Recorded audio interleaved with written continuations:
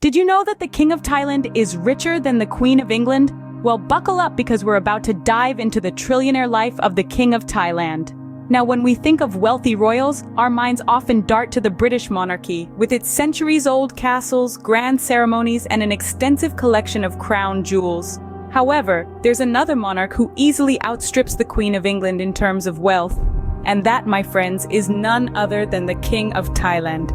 According to the financial mavens at Forbes, the King of Thailand is currently listed as the wealthiest royal in the world. Yes, you heard that right, the wealthiest. More than the Sultan of Brunei, more than the King of Saudi Arabia, and yes, even more than Queen Elizabeth herself. It's a revelation that would certainly make one sit up and take notice. But how did he amass such staggering wealth?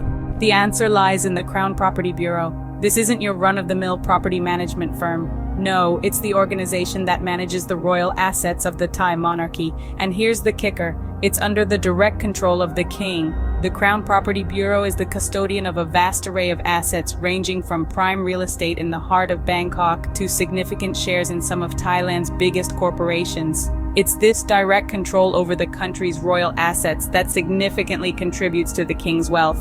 To give you a sense of scale, the value of these assets is so immense that it dwarfs the combined wealth of several other monarchies worldwide. It's a level of opulence that's hard to comprehend, let alone match. Brimming with riches, the King of Thailand's opulence is unparalleled, and the journey to amass this wealth is equally fascinating. So let's delve deeper into this journey, and perhaps, just perhaps, we'll get a glimpse of what it means to live the life of the world's richest monarch. Born on July 28, 1952, Maha Vajiralongkorn was not always destined for the throne. The only son of King Bhumibol Adulyadej and Queen Sirikit, Vajiralongkorn spent the earliest years of his life within the royal palace's gilded walls, surrounded by centuries of tradition and history. Yet as the second child and only son, the throne was not initially his to inherit. In his youth, this young prince left the comfort of his homeland to pursue an education abroad. He attended the King's School in Parramatta, a suburb of Sydney, Australia. There, he embraced the challenge of adapting to a new culture, mastering a foreign language, and navigating the complexities of teenage life far from home. After graduating, he journeyed to the United Kingdom, where he enrolled in the prestigious Royal Military Academy Sandhurst, a testament to his resilience and determination. His military training was not merely for show. Vajiralongkorn wasn't just a prince playing soldier. He was a dedicated serviceman who earned his wings as a fighter pilot. He flew F-5E and F-16 fighter jets, honing his skills and earning the respect of his peers. He proved that he was not a prince to be pampered, but a man to be reckoned with.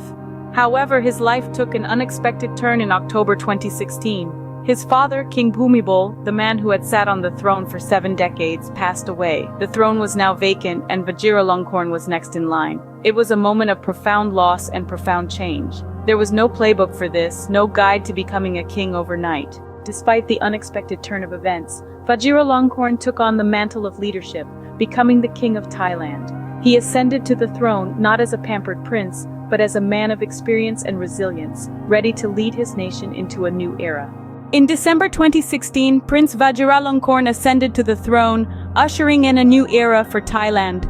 The transition of power was a solemn occasion, marked by the passing of his father, King Bhumibol Adulyadej, a revered figure who had ruled for 70 years. This change of guard was not just a ceremonial handover, but a seismic shift in the country's power dynamics. King Vajiralongkorn, the 10th monarch of the Chakri dynasty, was now at the helm, and he had his own ideas about how to rule. Unlike his father, who was content to remain a constitutional monarch, the new king had a more assertive approach. He quickly set about making changes to the Thai constitution that would give him greater control over the royal fortune. The royal assets, estimated to be worth tens of billions, had always been managed by the Crown Property Bureau. But King Vajiralongkorn wasn't satisfied with this arrangement. He wanted direct control over this enormous wealth. So, he made amendments to the constitution that effectively put the royal assets under his personal control. This move was unprecedented and sparked a lot of controversy. Critics argued that it was a blatant power grab, a way for the king to consolidate his position and increase his influence. But supporters of the king saw it differently. They believed that he was simply taking control of his rightful inheritance and that this would allow him to better serve the Thai people. Regardless of the debate, the fact remained that King Vajiralongkorn was now one of the wealthiest people on the planet. He had direct control over a fortune that included vast amounts of land, investments in major Thai companies, and a dazzling collection of jewels and artwork. With the crown on his head and control over the royal fortune, King Vajiralongkorn's wealth started to amass. The new era had begun, and it was clear that it would be marked by the king's firm grip on power and his unprecedented wealth. Now let's delve into the staggering magnitude of the king's wealth. This wealth isn't just about stacks of cash or gold bars in a vault. No, the wealth of the King of Thailand is woven intricately into the fabric of the nation and extends far beyond what one might initially imagine. Let's start with real estate. The king's property holdings are vast, encompassing prime real estate across the country. From the bustling heart of Bangkok to the serene beaches of Phuket, his portfolio of properties is as diverse as it is extensive. This isn't your everyday land ownership.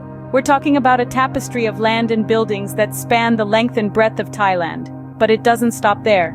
The king's wealth also sees a significant boost from his investments. These aren't just run-of-the-mill investments either.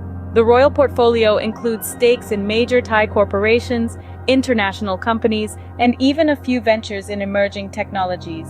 This diverse array of investments means his wealth isn't just static, but actively growing and evolving.